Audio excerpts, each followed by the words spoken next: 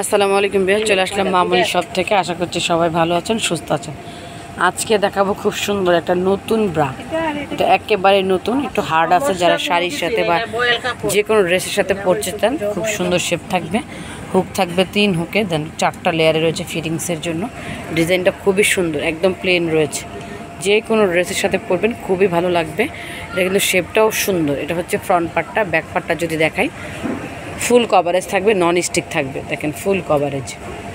এটা সাইজ থাকবে 36 থেকে 44, প্রাইস থাকবে 400 টাকা। আমি বাকি কালারগুলি দেখাবো।